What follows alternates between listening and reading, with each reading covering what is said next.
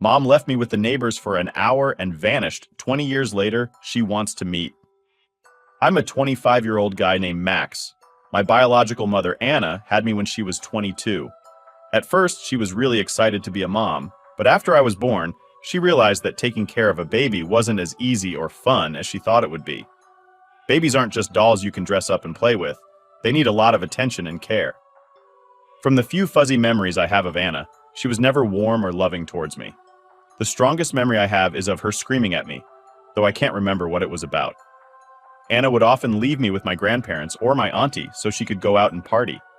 This happened so often that my grandparents and auntie eventually told Anna they couldn't be her full-time daycare anymore, and that she needed to get her act together and be a real parent. One day, when I was about 4 years old, Anna asked our neighbors, Mr. and Mrs. Collins, to watch me for an hour and then left. She didn't come back for days. The Collins were really worried, so they called Child Protective Services, CPS. My auntie Lisa ended up adopting me, and I grew up thinking she was my real mom. Growing up, Auntie Lisa always took great care of me. She treated me like her own son, and my grandparents were very loving too. They always made me feel special and loved, even though I sometimes felt like something was missing. My cousin Jake, who was around my age, lived with us too. We were more like brothers than cousins. When I turned 18, I was going through some old family documents in the attic when I found some papers that revealed Auntie Lisa had adopted me. I was shocked and confused. I confronted her and my grandparents, and they told me the truth about Anna. They explained how Anna had abandoned me and how Auntie Lisa stepped in to give me a stable home. It was a lot to take in, but I understood why they hadn't told me sooner. They didn't want me to feel unwanted. As the years went by, I tried not to think too much about Anna. I focused on my studies and later on my career. I did well in school and got a great job in computer science. I met a wonderful woman named Emily, and we got engaged. Life was going really well for me. Then, out of the blue, Anna reached out to me through social media. She sent me a message explaining who she was and asked if we could meet so she could explain everything. I was hesitant but also curious. I looked at her social media profile and saw that she had a husband, 2 little girls, and seemed to have a good job. She didn't want me to come to her home because her husband didn't know she had other children. I was really upset that Anna had never visited me, even though she was doing fine. But I still decided to meet her at a coffee shop she suggested. When we met, Anna insisted that I call her mom and started talking about how proud she was of my success. She mentioned my flourishing computer science career and my engagement to Emily, but it felt like she was fishing for something. The conversation took a turn when Anna started hinting at financial struggles and how proud she was of me for being successful. It made me think she wanted money or favors from me. I felt angry and told her I wasn't interested in having a relationship with her.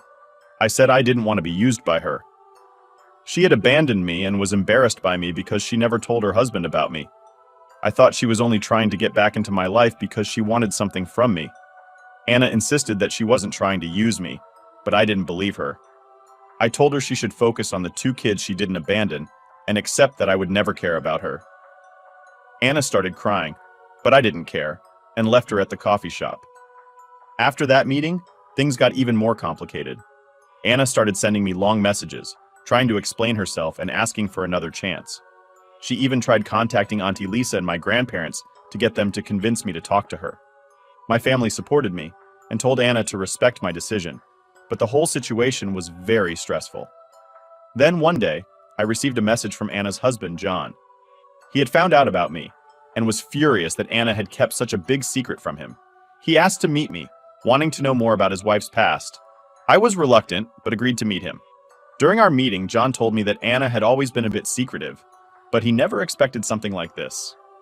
He apologized for her behavior and told me that he understood if I didn't want to have any contact with her. Meanwhile, Emily, my fiancée, was very supportive throughout this ordeal. She suggested that I see a therapist to help process my feelings about Anna. I took her advice and started seeing Dr. Miller, a kind and understanding therapist. Dr. Miller helped me work through my anger and confusion about my biological mother. He helped me see that it was okay to feel hurt and that I didn't have to force a relationship with Anna if I didn't want to. Just when I thought things were settling down, another shocking event happened. I found out that Anna had been trying to contact Jake, my cousin, and convince him to talk to me on her behalf. Jake told me that she had even tried to visit him at his workplace. This was the last straw for me. I felt like Anna was crossing too many boundaries. I decided to write a heartfelt letter to Anna explaining everything I felt. I told her how much she had hurt me by abandoning me, and how difficult it was to grow up feeling unwanted. I told her that I appreciated her attempts to reach out, but that I needed space and time to heal. I asked her to respect my wishes and not contact me or my family anymore. After sending the letter, things finally started to calm down. Anna respected my request and stopped trying to contact me. I continued my therapy sessions with Dr. Miller, and over time I felt more at peace with my decision. I focused on my relationship with Emily and our upcoming wedding. One day while visiting my grandparents, my grandmother shared a story I had never heard before. She told me about a time when Anna was very young and how she had always struggled with responsibility. My grandparents had tried to help her, but Anna had always been a free spirit, more interested in partying than taking care of a child. This story didn't excuse her behavior, but it helped me understand a bit more about her. Now for the top comments before the update. Not the idea. If Donna Show's drop has truly changed, then that means she was always capable of change? But I just wasn't worth changing for. Yeah, she might have changed, but where was she in your life over the years that she had changed? You don't owe her anything. She didn't raise you. You're allowed to feel however you want about her. This is absolute incorrect. Also, she didn't change. Okay, it sounds like your aunt. Auntie did a great job raising you.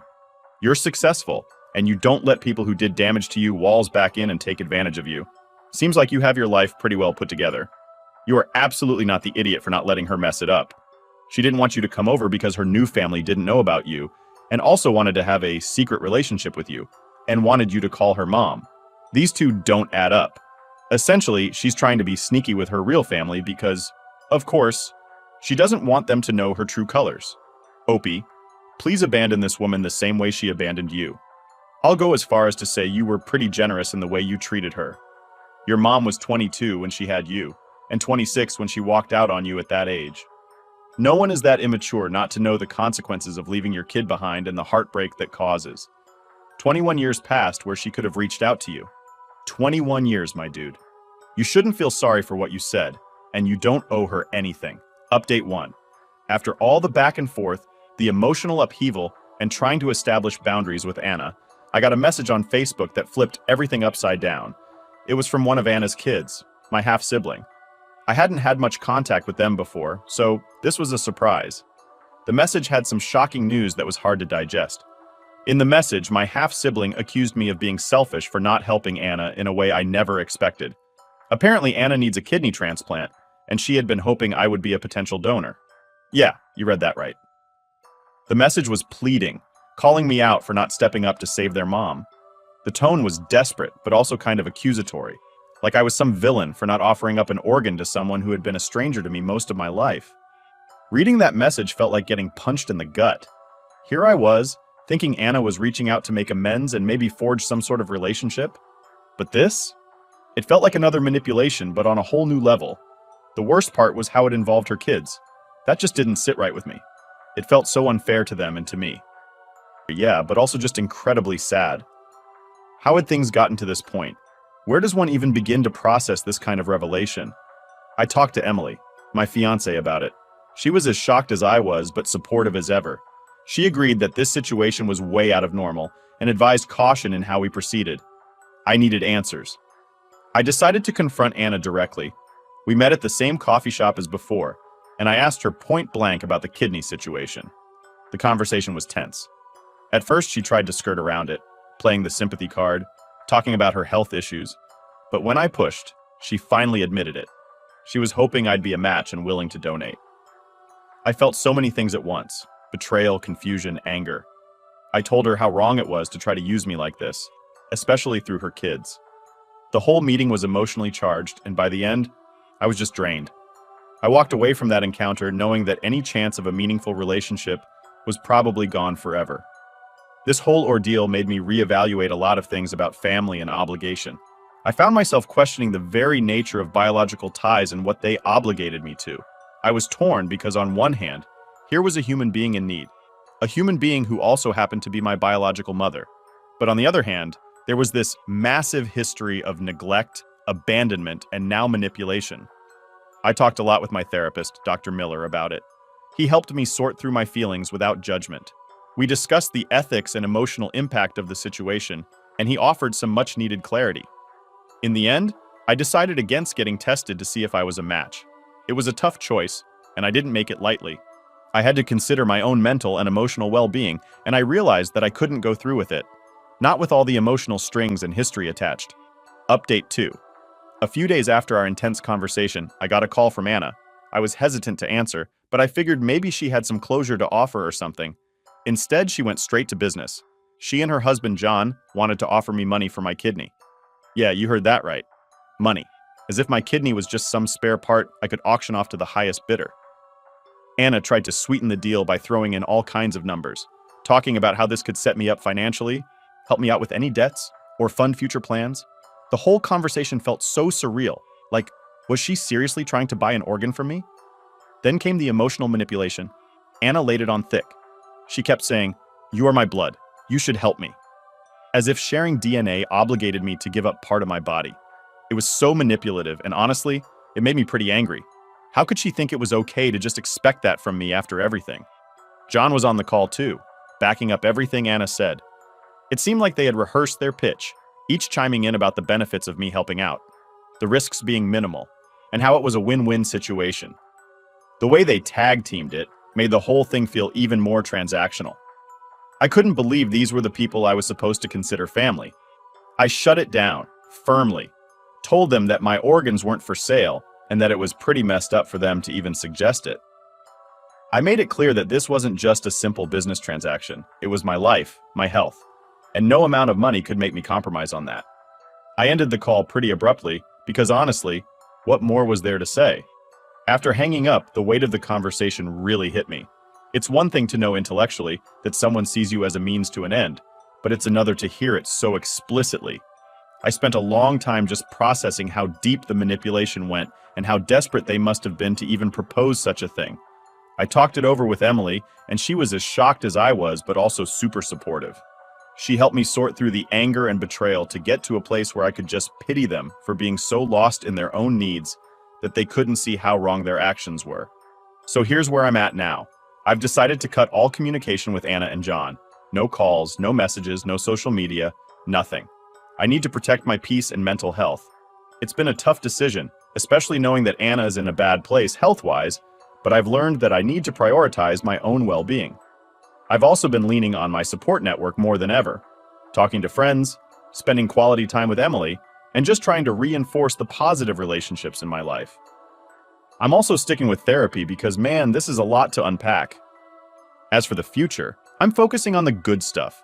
My upcoming wedding with Emily, my career, and just enjoying the day-to-day without the shadow of family drama looming over me. It's not easy, and some days are harder than others, but I'm learning that I have the strength to get through even the toughest times. So that's the latest update.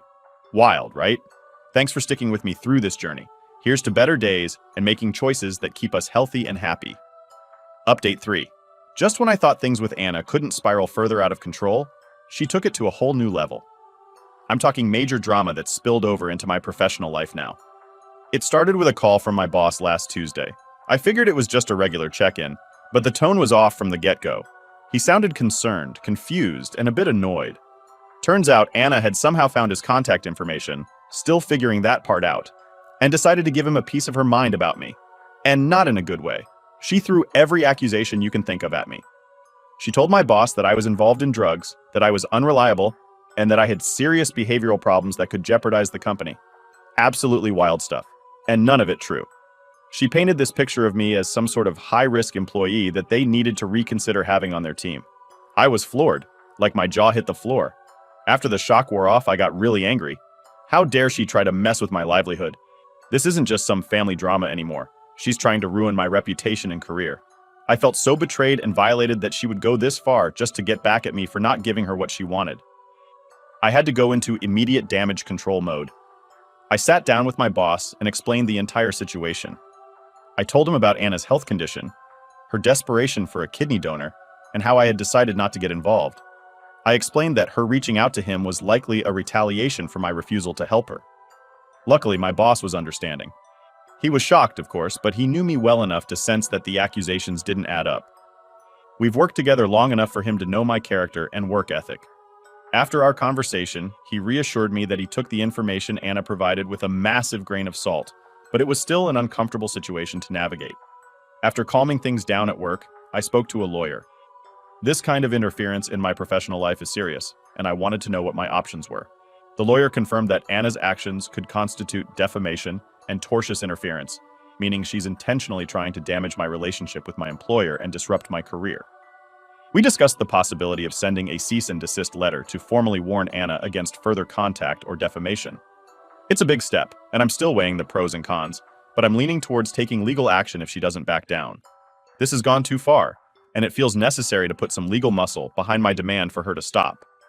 This whole ordeal has taken a significant emotional toll on me.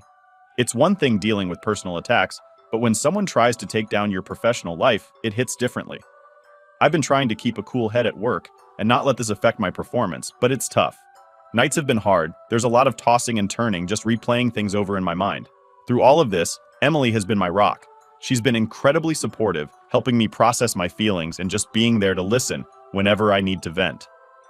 My friends and colleagues have also rallied around me, offering their support and reassuring me that they know the truth. Back at work, I'm doing my best to keep things professional, keep my head down, and just power through. But you better believe it's awkward. I mean, even though my boss is cool about it, there's this unspoken tension now. It's like everyone's wondering if there's any truth to the madness Anna spewed, and I hate that. I hate that her lies might make people doubt me. I ended up having a sit-down with my team, just to clear the air. I figured transparency was the best approach. I didn't dive into all the gory details, but I laid out enough so they'd get why my so-called mother might be trying to stir up trouble. They were all pretty understanding, and a few even shared their own crazy family stories, which kind of helped lighten the mood. It's weirdly comforting to know you're not the only one with a family that could star in a soap opera. Digging into the legal side of things is like opening a whole new can of worms. My lawyer's been great, walking me through what actions we can take, how we can protect my professional life, and even how to safeguard against further personal attacks. We're drafting that cease and desist letter, and I'm bracing myself for whatever comes next. If Anna thinks she can intimidate me into submission, she's got another thing coming. Update 4. Alright, so the latest update in this ongoing drama with Anna is that I've decided to ramp things up legally and publicly. After all the chaos and the attempts to mess with my life, enough is enough. I'm taking control of the narrative and setting the record straight once and for all. First off, I've officially moved forward with legal action. My lawyer and I filed for a restraining order against Anna to keep her from contacting me or my employer again. We're also pursuing a defamation case because of the lies she spread about me. It's a big step, and it wasn't an easy decision, but it feels necessary to protect my reputation and peace of mind. The process has been pretty intense. Gathering evidence, documenting everything, and reliving some of the moments I'd rather forget, it's tough, but it's also empowering in a way. I'm no longer just the victim of her manipulations. I'm taking a stand, showing that I won't tolerate this kind of behavior from anyone, family or not. On top of the legal stuff, I've decided to go public with the whole story. I've been pretty private about my life, especially with the messy family stuff, but after talking it over with Emily and some close friends, I realized that staying silent wasn't helping anyone, least of all me. I wrote a detailed blog post and shared it on my social media. I laid out everything, from the moment Anna left me with the neighbors as a kid, to her sudden reappearance and the twisted reasons behind it, right up to the recent chaos with her trying to sabotage my career and buy my kidney. The response has been overwhelming. People have been incredibly supportive, and it's opened up conversations about family manipulation, the ethics of organ donation, and how to deal with toxic relatives. It's sparked a bigger discussion that I hope helps others who might be in similar situations feel less alone. As you can imagine, going public has caused quite a stir. Anna hasn't reacted yet, but I'm braced for it. My lawyer's keeping a close eye on everything, ready to counter any moves she might make. My family, Auntie Lisa, my grandparents, and even some extended relatives have all been incredibly supportive. They're glad I'm standing up for myself and shedding light on a side of Anna that they've known for too long. This whole ordeal has been a roller coaster of emotions. Some days I feel on top of the world, strong and empowered. Other days it's a struggle not to get pulled down by the negativity and stress of it all. But every step forward in this legal battle, every supportive message I receive, strengthens my resolve to see this through. What's next? Well, I'm focusing on the legal battle ahead, making sure I'm prepared for whatever comes next. I'm also spending a lot of time with Emily, planning our wedding, which has been a beautiful distraction from all the drama. It's a reminder of the good things in my life, the future I'm building that's so much bigger than the past I'm fighting. I'm also considering doing more advocacy work around issues of family abandonment and manipulation. Sharing my story has shown me how much impact one voice can have, and I'm exploring ways to use my experience to help others. So, there you have it, the latest chapter in what I hope will be a story of overcoming and reclaiming my life. Thanks for sticking with me, for all the messages of support and advice. They've meant the world to me during this crazy time. I'll keep you all updated as things progress. Here's to fighting the good fight and making sure the truth wins out. So diving deeper into the whole legal mess, there's a lot going on behind the scenes. Working with my lawyer, setting up the case, it's like a full-time job. We're pulling together all sorts of evidence, from texts and emails to those crazy social media posts Anna made. Each piece tells a part of the story, and piecing it all together feels like we're building a fortress of facts. It's tedious, but kind of thrilling too, knowing every document we file is another step towards setting things right. The legal system is a beast. There are so many rules, so many deadlines. My lawyer is great at guiding me through it all, but man, it's a lot to take in. We talk strategy like we're planning a battle. Every move is calculated, from how we present the evidence to predicting how Anna might respond. It's like chess, but with higher stakes. On the emotional front, some days are tougher than others. There are moments when I'm pumped, ready to take on the world and clear my name. Then there are nights when doubts creep in, and I wonder if I'm doing the right thing. It's draining, this constant up and down. Thank goodness for Emily and her unwavering support. She's been my rock, keeping me grounded when it feels like the world's spinning out of control. Going public was a game changer. The blog post blew up bigger than I expected. People I've never met are reaching out with their own stories, their own battles. It's both heartbreaking and inspiring to see how many others are dealing with similar issues. I've started responding to comments, sharing more of my thoughts, and engaging in this surprisingly supportive online community. It's given me a sense of purpose, a feeling that by sharing my story, I'm not just helping myself, but maybe helping others too. Of course, not everyone's on my side. There are a few trolls, some naysayers who think I'm the bad guy for airing dirty laundry or for refusing to help Anna.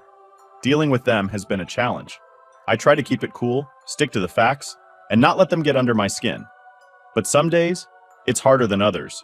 You put yourself out there, and not everyone's going to be kind. Learning to deal with that has been part of the journey. With the wedding planning, work, and this legal battle, my plate is more than full. It's like juggling flaming torches.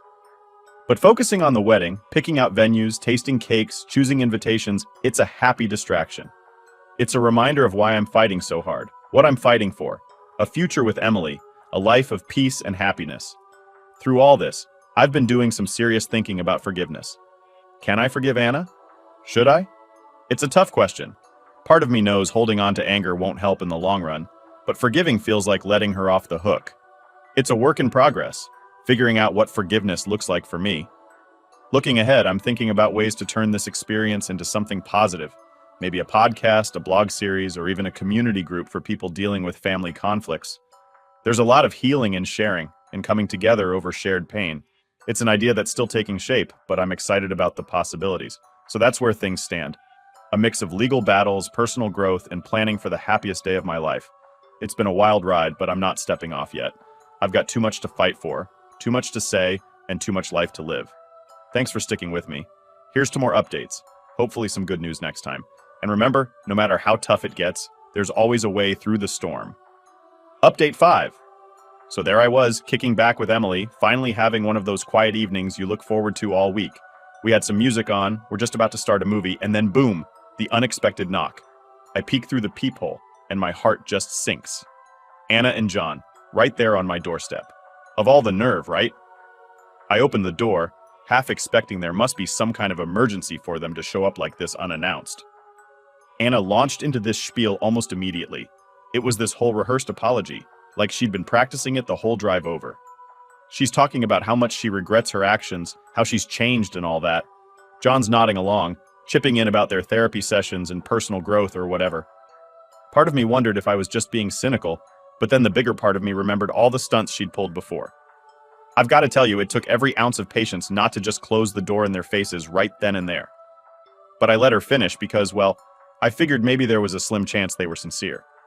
But it didn't take long for me to see through it. Every word just reminded me of all the times she'd manipulated situations for her benefit. How could I trust anything she said? Once they were done with their piece, I was pretty firm. Told them thanks but no thanks, and that they needed to leave. But then John, man, he just wouldn't have it. He steps up like he's going to make me listen or something.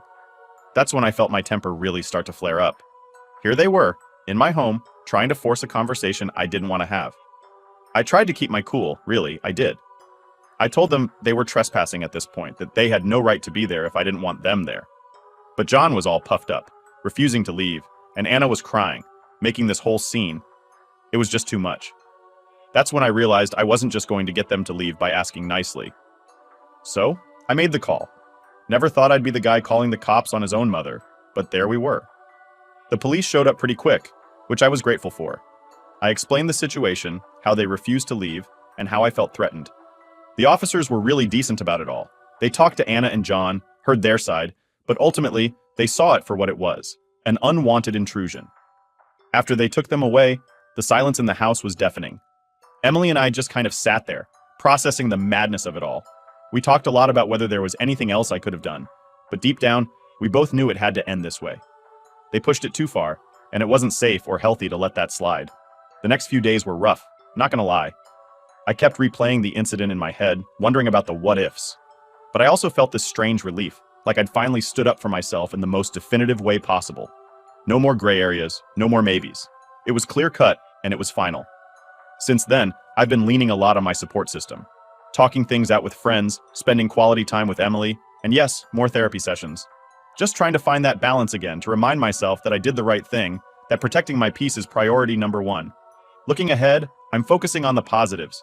Planning the wedding with Emily, focusing on work, diving into some new hobbies to keep my mind clear. It's about moving forward, about building the life we want on our terms, without the shadow of past drama dictating our happiness. So there it is, the latest chapter in this wild saga. Thanks for sticking through it with me. Here's to better days, to healing and moving forward. No looking back this time.